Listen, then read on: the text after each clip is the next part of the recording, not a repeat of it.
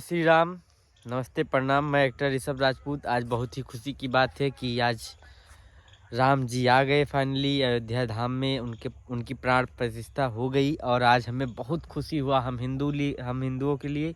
और ये खुशी बता रहा हूँ कि इतना खुश हूँ कि जहाँ मोबाइल खोलो राम जी का भजन या राम जी की लहरें, राम राज, क्या आनंद आ रहा है। ये सुन के इतना अच्छा लग रहा है कि हमारे प्रभु श्री राम जी का आज से नारा कितना 500 साल बाद आए अयोध्या में, तो इससे बड़ी बात कुछ हो नहीं सकती है हमारे लिए।